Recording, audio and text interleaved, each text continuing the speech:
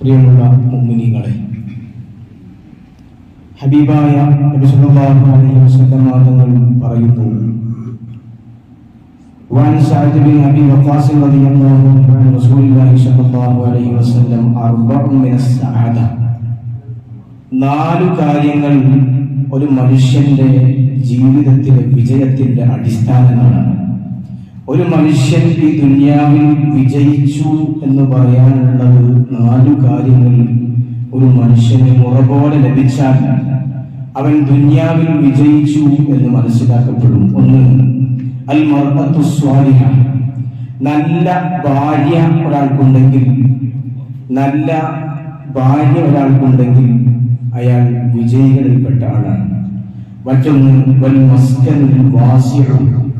താമസിക്കാൻ സൗകര്യപ്രദമായ, താമസിക്കാൻ കഴിയുന്ന നല്ല ഒരു വീട് ഒരു മനുഷ്യനുണ്ടെങ്കിൽ അത് ഭൗതികമായ ദുനിയാവിലെ വിജയത്തിന്റെ അടയാളമാണ്.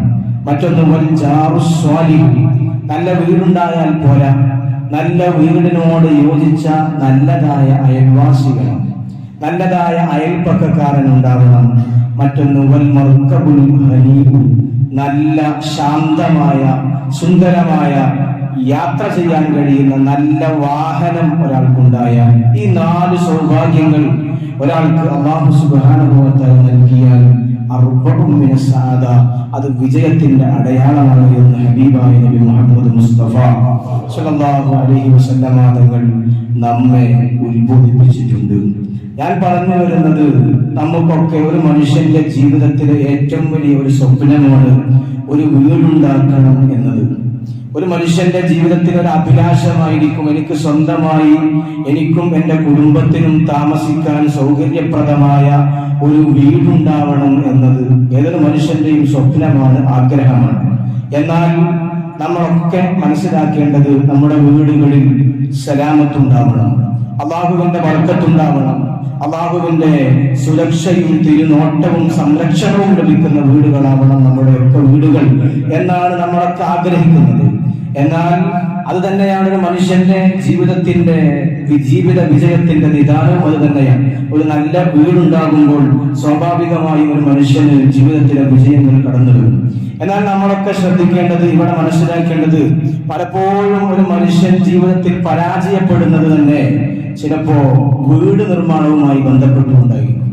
ഒരു മനുഷ്യൻ വീട് കയറ്റാൻ വേണ്ടി എനിക്കും അവനാന്റെ സാമ്പത്തികമായ സ്ഥിതിയെ മനസ്സിലാക്കാതെ അവൻ ഇന്നാലിന്ന രൂപത്തിൽ വീടുണ്ടാക്കിയിട്ടുണ്ട്, അതുകൊണ്ട് അവന്റെയും മുകളിൽ പോയി എനിക്ക് വീടുണ്ടാക്കണം എന്ന ചിന്ത മനുഷ്യനെ തകർക്കും, അവനെ തരിപ്പണമാക്കും, അവനെ എല്ലാ അർത്ഥത്തിലും അവനെ ഭൂമി ലോകത്ത് ഭൗതിക ലോകത്ത് പാപ്പരാക്കും എന്ന വസ്തുത നമ്മൾ മനസ്സിലാക്കേണ്ടതുണ്ട്.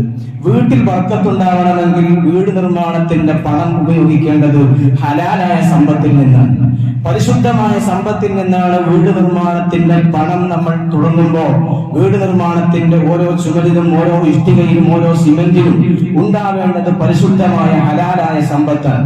നമ്മളൊക്കെ പലപ്പോഴും വീട് നിർമ്മാണത്തിന് പല ആളുകളും ചെന്ന് അവലംബമാക്കുന്നത് ബാങ്കിലെ ലോണുകളെയാണ്. പലിശയെടുത്ത് ഭവന വായ്പാ പദ്ധതിയിൽ ചേർന്ന് പലിശ അധിഷ്ഠിതമായി വീട് നമ്മൾ കെട്ടിപ്പൊക്കുന്നു. പിന്നെ എങ്ങനെയാണ് വീട്ടിൽ ബർക്കത്തുണ്ടാവുക? ആ വീട്ടിൽ പിന്നെ എങ്ങനെയാണ് രക്ഷയുണ്ടാവുക? ആ വീട്ടിൽ വളരുന്ന മക്കൾ പിന്നെ എങ്ങനെയാണ് നല്ല മക്കളായി തീരുക? ഒരു വീടിന് അടിസ്ഥാനം പരിശുദ്ധമായ ഹലാലായ രൂപത്തിലുള്ള സമ്പത്ത് ഉപയോഗിച്ച് ആ വീട് കെട്ടിപ്പടുക്കണമെന്ന്. ബാങ്കിൽ നിന്ന് ലോൺ എടുത്ത് അല്ലെങ്കിൽ പലിശക്ക് പണം വാങ്ങി ഹറാമായ സമ്പാദ്യ മാർഗത്തിലൂടെ വീടുണ്ടാക്കിയാൽ ആ വീട് കൊണ്ട് ഒരു നേട്ടവും ഒരു മനുഷ്യനും ലഭിക്കില്ല. നമ്മുടെ വീട്ടിൽ ബർക്കത്തുണ്ടാവാൻ ചില കാര്യങ്ങൾ നമ്മൾ ശ്രദ്ധിക്കേണ്ടതുണ്ട്.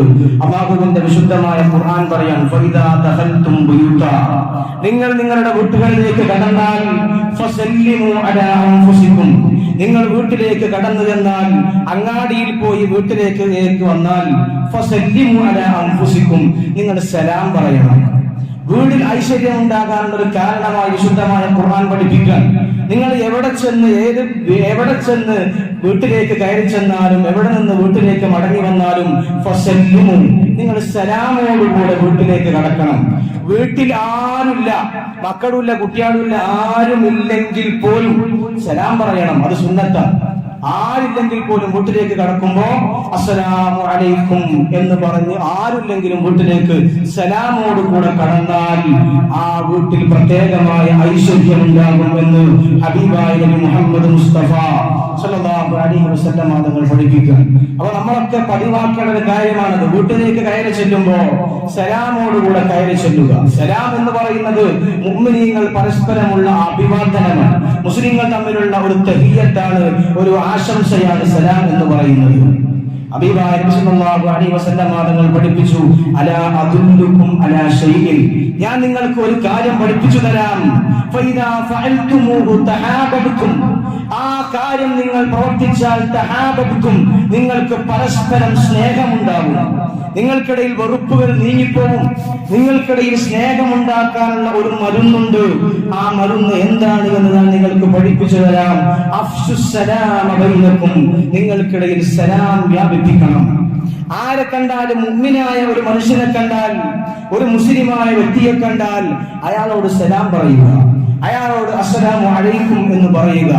ഇങ്ങനെ സലാം വ്യാപിപ്പിച്ചാൽ മുസ്ലിമീങ്ങൾക്കിടയിലുണ്ടാകുന്ന ഭിന്നതകൾക്ക് പരിഹാരമാണ്. മുസ്ലിമീങ്ങൾക്കിടയിലുണ്ടാകുന്ന അനൈക്യങ്ങൾക്ക് പരിഹാരമാണ്.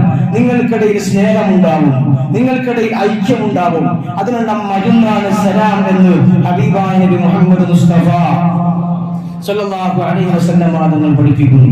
നമ്മുടെ വീട്ടിലേക്ക് കയറി ചെല്ലുമ്പോ അവിടെ ആരുമില്ലെങ്കിലും, ഭാര്യയുണ്ടെങ്കിൽ, അല്ലെങ്കിൽ മക്കളുണ്ടെങ്കിൽ, ഉമ്മയുണ്ടെങ്കിൽ, വാപ്പയുണ്ടെങ്കിൽ അവരോട് സലാം പറയണം. ഇനി ആരുമില്ലെങ്കിൽ പോലും വീടിനോട് സലാം പറയണം എന്ന് മഹാനായ ഇമാം നവവി റളിയല്ലാഹു തആല അൻഹുവിനെ പോലെയുള്ള മഹത്തുക്കളായ പണ്ഡിതന്മാർ രേഖപ്പെടുത്തിയിട്ടുണ്ട്. അത് പ്രത്യേകം സുന്നത്താണ്. അത് വീട്ടിൽ ബർക്കത്തുണ്ടാവാൻ, വീട്ടിൽ ഐശ്വര്യം ഉണ്ടാവാനുള്ള കാരണം ആണ് എന്ന് മഹത്തുക്കൾ രേഖപ്പെടുത്തുന്നു. വീട്ടിൽ ബർക്കത്തുണ്ടാവാനുള്ള മറ്റൊരു കാര്യമാണ് നിസ്കാരം പതിവാക്കുക. നമ്മുടെ വീട് ഖബറുകളായി പോകരുത്, നമ്മുടെ വീട് പള്ളിക്കാടായി പോകരുത്.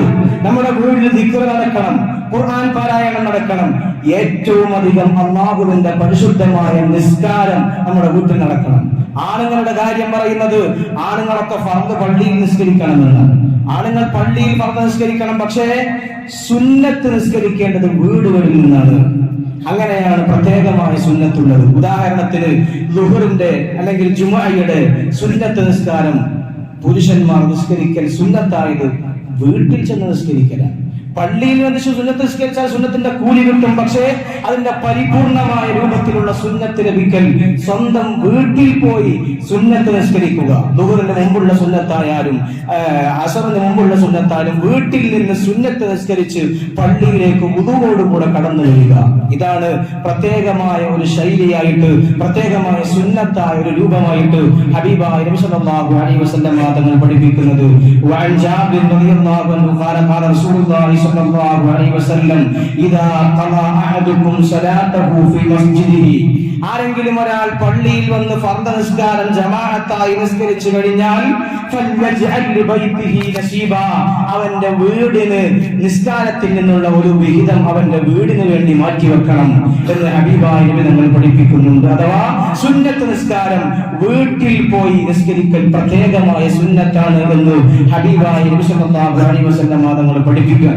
ഇതൊക്കെ നമ്മൾ വീട്ടിൽ പാലിക്കേണ്ട അദബാണ്, മര്യാദയാണ്. ഞാൻ വീടിനെ പറ്റി പറയുന്നത്, ഒരു സമൂഹം നന്നാവണമെങ്കിൽ, ഒരു സമുദായം നന്നാവണമെങ്കിൽ, ഒരു മഹല്ല് നന്നാവണമെങ്കിൽ ആദ്യം വീട് നന്നാവണം.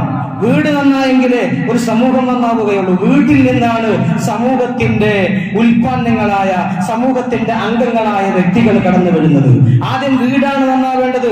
വീടിൽ ബർക്കത്തുണ്ടാവണം, അതിനുള്ള മാർഗമാണിത്. അതുപോലെ തന്നെ നമ്മുടെ വീടുകളിൽ ഖുർആൻ പാരായണം നടക്കണം.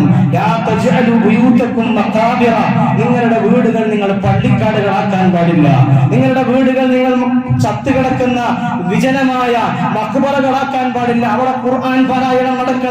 അവിടെ അല്ലാഹുവിന്റെ പരിശുദ്ധമായ ഖുർആൻ പാരായണം നടന്നാൽ ഫഇന്ന ശൈത്വാന യൻഫിറു മിനൽ ബൈത്തില്ലദി തുഖറഉ ഫീഹി സൂറത്തുൽ ബഖറ, സൂറത്തുൽ ബഖറ പാരായണം ചെയ്യപ്പെടുന്ന വീട്ടിൽ നിന്ന് ശൈത്വാൻ ഓടിപ്പോകുമെന്ന് ഹബീബായ നബി മുഹമ്മദ് മുസ്തഫ സ്വല്ലല്ലാഹു അലൈഹി വസല്ലം നമ്മുടെ ഹൃദയങ്ങളിലുള്ള പ്രശ്നങ്ങൾക്ക്, നമ്മുടെ മാനസികമായ ആത്മീയമായ പ്രശ്നങ്ങൾക്കൊക്കെ പരിഹാരമാണ് നമ്മുടെ വീടുകളിൽ സൂറത്തുൽ ബഖറ പതിവായി പാരായണം ചെയ്യപ്പെടുക എന്നത്.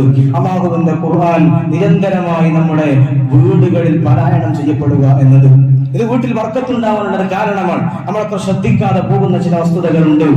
അതുപോലെ തന്നെ മറ്റൊരു കാര്യമാണ്, നമ്മുടെ വീടുകളിൽ നായകളെ വളർത്താൻ പാടില്ല. വളരെ അത്യാവശ്യമായ ചില സാഹചര്യങ്ങളിൽ ഇസ്ലാം നായയെ വളർത്താൻ അനുവദിക്കുന്നുണ്ട്. വളരെ അത്യാവശ്യമായ ചില സന്ദർഭങ്ങളിൽ വീടിന് കാവൽ നിർത്താൻ വേണ്ടി നായയെ വളർത്താം. പക്ഷേ ഒരു സൗന്ദര്യം എന്ന ലക്ഷ്യത്തിന് വേണ്ടി വീട്ടിൽ നായ വളർത്താൻ പാടില്ല. ഹബീബായ നബി തങ്ങൾ പറയാൻ, ലാ തദ്ഖുലുൽ മലായികത്തു ബൈതൻ ഫീഹി കൽബുൻ വലാ സൂറത്തുൻ. നായയുള്ള വീട്ടിലേക്ക് അല്ലാഹുവിന്റെ റഹ്മത്ത് വരില്ല. അല്ലാഹുവിന്റെ റഹ്മത്തിന്റെ മലായികത്ത് നായ ഉള്ള വീട്ടിലേക്ക് ഇറങ്ങുകയില്ല എന്ന് ഹബീബായ നബി മുഹമ്മദ് മുസ്തഫ സ്വല്ലല്ലാഹു അലൈഹി വസല്ലം തങ്ങൾ മുന്നറിയിപ്പ് നൽകുന്നു. വലാ സൂറത്തുൻ. കോലങ്ങൾ ഉള്ള വീട്ടിലും, രൂപങ്ങളുള്ള വീട്ടിലും അല്ലാഹുവിന്റെ റഹ്മത്തിന്റെ മലക്കുകൾ ഇറങ്ങില്ല. ചില വീടുകളിലൊക്കെ ചെന്നു കഴിഞ്ഞാൽ ഷോക്കേസിൽ ഇങ്ങനെ നിരത്തി വെച്ചേക്കായിരിക്കും ചില രൂപങ്ങൾ. ആനയുടെ രൂപം, കിളികളുടെ രൂപം, അതിങ്ങനെ പ്രത്യേക ആകൃതിയിൽ പ്രത്യേക രൂപത്തിൽ കൊത്തിവെച്ച ചില വീടുകൾ കാണാറുണ്ട്. അല്ലാഹുവിന്റെ റഹ്മത്തിന്റെ മലായികത്ത് അത്തരം വീടുകളിൽ ഇറങ്ങുകയില്ല എന്ന് ഹബീബായ നബി മുഹമ്മദ് മുസ്തഫ സ്വല്ലല്ലാഹു അലൈഹി വസല്ലം തങ്ങൾ പഠിപ്പിക്കുകയാണ്. നമ്മുടെ വീടുകളിൽ അല്ലാഹുവിന്റെ റഹ്മത്തിന്റെ മലായികത്തിന്റെ സാന്നിധ്യം എപ്പോഴും ഉണ്ടാവണം. എങ്കിലേ വീട്ടിൽ ഐശ്വര്യം ഉണ്ടാവുകയുള്ളൂ. എങ്കിലേ വീട്ടിൽ വളരുന്ന മക്കൾ സ്വാധീനങ്ങളാവുകയുള്ളൂ. എങ്കിലേ ആ കുടുംബത്തിനിടയിൽ സ്നേഹമുണ്ടാവുകയുള്ളൂ, ഐക്യമുണ്ടാവുകയുള്ളൂ. കുടുംബത്തിൽ എപ്പോഴും ഐക്യമുണ്ടാവണം, കുടുംബത്തിൽ എപ്പോഴും സ്നേഹമുണ്ടാവണം. മാതാപിതാക്കൾ മക്കളും തമ്മിൽ പരസ്പരം തെറ്റി നിൽക്കുന്ന ഒരു സാഹചര്യം ഉണ്ടാവരുത്. അനുജനെ കണ്ടാൽ മിണ്ടാത്ത ജ്യേഷ്ഠൻ ഉണ്ടാവരുത്, ജ്യേഷ്ഠനെ കണ്ടാൽ മിണ്ടാത്ത അനിയൻ ഉണ്ടാവരുത്. വീട്ടിനുള്ളിൽ എപ്പോഴും പരസ്പര സ്നേഹം നിലനിൽക്കണം. അതിനുള്ള മാർഗം അല്ലാഹുവിന്റെ മലായികത്തിന്റെ സാന്നിധ്യം ആ വീട്ടിലുണ്ടാവണം.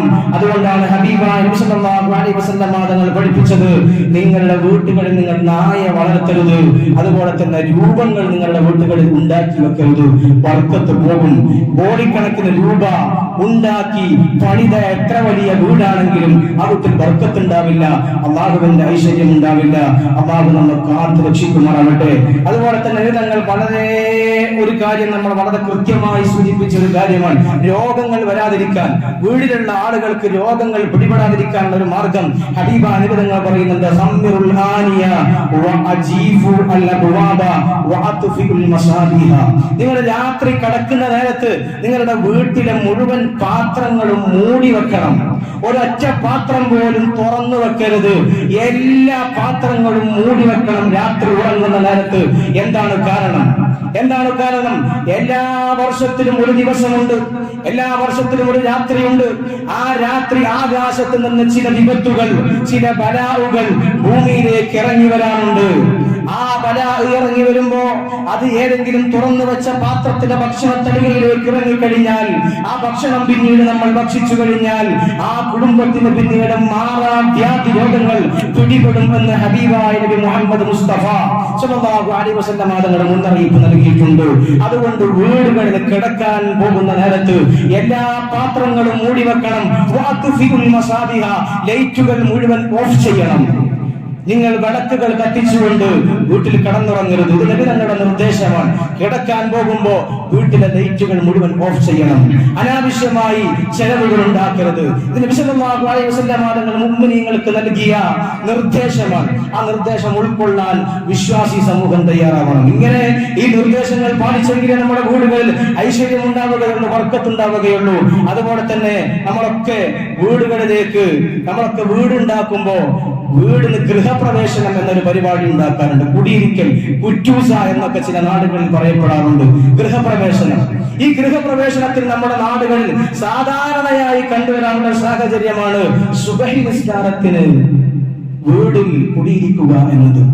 അത് ചെയ്യാവുന്നതല്ല, ചെയ്യാൻ പാടില്ല എന്നല്ല, പക്ഷേ ഏറ്റവും ഉത്തമമായ രീതി ഹബീബായ നബി സല്ലല്ലാഹു അലൈഹി വസല്ലം തങ്ങൾ കാണിച്ച രീതി സുബഹിക്ക് വീട് കുടിയിരിക്കുന്ന രൂപമല്ല നബി സല്ലല്ലാഹു അലൈഹി വസല്ലം തങ്ങൾ കാണിച്ചത്.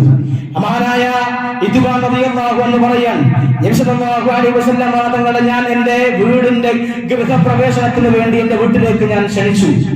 ആ നബി സല്ലല്ലാഹു അലൈഹി വസല്ലം തങ്ങളുടെ വീട്ടിലേക്ക് വന്നത് ദുഹാ സമയത്താണ്. റസൂലുള്ളാഹി അലൈഹി വസല്ലം തങ്ങളുടെ വീട്ടിലേക്ക് വന്നത് ദുഹാ സമയത്താണ്. കൂടെ അബൂബക്കർ റളിയല്ലാഹു അൻഹു ഉണ്ട്. എന്നിട്ട് നബി സല്ലല്ലാഹു അലൈഹി വസല്ലം തങ്ങൾ ഞാൻ കാണിച്ചു കൊടുത്ത സ്ഥലത്ത് വെച്ച് സുന്നത്തായ നമസ്കാരം നിർവഹിച്ചു എന്ന് മഹാനായ ഇത്ബാൻ റളിയല്ലാഹു അൻഹു പറയുന്നതായി മഹാനായ ഇമാം മുസ്ലിം റളിയല്ലാഹു അൻഹു റിപ്പോർട്ട് ചെയ്യുന്ന ഹദീസിൽ കാണാൻ കഴിയും. ഈ ഹദീസിനെ വ്യാഖ്യാനിച്ചുകൊണ്ട് മഹാനായ ഇമാം നവവി റളിയല്ലാഹു അൻഹു അവിടുത്തെ ശറഹ് മുസ്ലിം എന്ന ഗ്രന്ഥത്തിൽ രേഖപ്പെടുത്തുന്നു, ഒരു വീട് കുടിയിരിക്കുമ്പോൾ പ്രവേശനം നടത്തുമ്പോൾ നല്ല സ്വാലിഹീങ്ങളായ ആളുകളെ വീട്ടിലേക്ക് ക്ഷണിച്ചു വരുത്തി അവരോട് സുന്നത്ത് നിസ്കരിക്കാൻ ആവശ്യപ്പെടൽ ആ വീട്ടിൽ ബർക്കത്തുണ്ടാവാനുള്ള കാരണം ആണ് എന്ന് മഹാനായ ഇമാം നവവി റളിയല്ലാഹു അൻഹു രേഖപ്പെടുത്തുന്നുണ്ട്. ഞാൻ പറഞ്ഞു വരുന്നത് നമ്മുടെ നാടുകളിലൊക്കെ സാധാരണ കണ്ടുവരാറുള്ളത് സുബഹിക്ക് ശേഷമുള്ള ഗൃഹപ്രവേശന ചടങ്ങുകളാണ്. എന്നാൽ അതിൽ മാറ്റം വരുത്തിക്കൊണ്ട് അതിൽ സുന്നത്തായ രൂപം റസൂലുള്ളാഹി അലൈഹി വസല്ലം തങ്ങൾ കാണിച്ചു തന്ന രൂപം അത് ദുഹാ നമസ്കാരം വീട്ടിൽ നിർവഹിച്ചുകൊണ്ട് വീടിന്റെ ഗൃഹപ്രവേശന ചടങ്ങ് നിർവഹിക്കുക എന്നതാണ്. മറ്റേത് സുന്നത്തിന് വിരുദ്ധമാണ് എന്നല്ല, മറ്റേത് ചെയ്താൽ ബുദ്ധിമുട്ടുണ്ട് എന്നല്ല പറയുന്നത്. രാവിലെ പ്രഭാത സമയം എന്ന് പറയുന്നത് ഖൈറായ സമയമാണ്. അതിൽ തന്നെ ഏറ്റവും എല്ലാ കാര്യങ്ങളും ഒരു പുതിയ കാര്യങ്ങൾ ചെയ്യാൻ, ഒരു കട ഉദ്ഘാടനം ചെയ്യുകയാണെങ്കിൽ, ഒരു വീടിന്റെ പ്രവേശനം ആരംഭിക്കുകയാണ്, അതൊക്കെ ദുഹാ സമയത്താണ് ഏറ്റവും നല്ലത് എന്ന് മഹത്തുക്കളായ പണ്ഡിതന്മാർ രേഖപ്പെടുത്തിയിട്ടുണ്ട്. അല്ലാഹു സുബ്ഹാനഹു വ തആല തൗഫീഖ് നൽകി അനുഗ്രഹിക്കട്ടെ. അല്ലാഹു സുബ്ഹാനഹു വ തആല നമ്മുടെ വീടുകളിലൊക്കെ ഖൈറും ബർക്കത്തും അല്ലാഹു സുബ്ഹാനഹു വ തആല നൽകി അനുഗ്രഹിക്കുമാറാവട്ടെ. അല്ലാഹു സുബ്ഹാനഹു വ തആല ഈ കാര്യങ്ങൾക്ക് പ്രത്യേകം ശ്രദ്ധിക്കാനുള്ള തൗഫീഖ് അല്ലാഹു നമുക്കൊക്കെ നൽകി അനുഗ്രഹിക്കട്ടെ. ആമീൻ എന്ന് ദുആ ചെയ്യുകയാണ്.